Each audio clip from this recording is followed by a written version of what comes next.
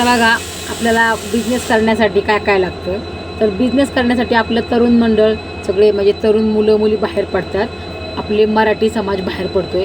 परंतु पुस्तकामध्ये काही पुस्तकी भाषामध्ये असे काही शब्द असतात डिफरंट, असे काही अवघड शब्द असतात ना, की त्याच्यामुळं ते शब्द वाचूनच आपले मुलं मुली काय म्हणतात, नको रे बाबा आपली नोकरीच बरी. कारण हे शब्द वाचूनच अंगाला घाम येतोय, तर पुढचं पाऊल तरी कसं उचलावं. त्या पुस्तकी भाषेमध्ये काय असतं, तुमचं ध्येय व्यवस्थित ठेवा, तुमच्या साहस राहू द्या, तुमच्या धाडस राहू द्या, चिकाटी राहू द्या, तुमचा हौसला बुलंद ठेवा, असं असतं का नाही.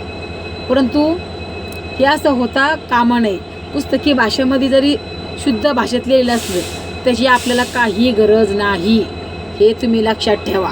कारण की आपल्याला गरज कशाची आहे, बँक अकाउंट, ATM कार्ड, आधार कार्ड, पॅन कार्ड आणि मेन उद्योजक होण्यासाठी आपलं माइंडसेट व्यवस्थित असायला पाहिजे. हे पुस्तकी भाषेचं तुम्ही काय एवढं टेन्शन नका घेऊ. कारण की आपण मराठी माणूस काय हे आपल्याला माहिती आहे आणि आपण मार्केटिंग कशी करायची हे आपल्याला चांगलं कळतं मराठी माणसांना. त्याच्यामुळे पुस्तकी भाषेमुळे अवघडून जाऊ नका. फक्त बँकेचे अकाउंट जर तुम्ही व्यवस्थित असेल ना आणि तुमच्याकडे पॅन कार्ड, आधार कार्ड जर असेल ना आणि उद्योजक होण्याची जर क्षमता असेल तुमच्यामध्ये, तर तुम्ही कोणताही बिझनेस स्टार्टअप करू शकता. बिझनेससाठी बिझनेस लोन पण भेटतं, 35% सबसिडीवर भेटतं. आणि महिलांना जर बिझनेससाठी लोन हवे असेल तर पंचायत समितीत जायचं. प्रधानमंत्री आवास योजनेमध्ये अन्न प्रक्रियामध्ये तुम्हाला 35% सबसिडीमध्ये लोन भेटतंय. त्यामुळं लवकरात लवकर बिझनेस स्टार्टअप करा.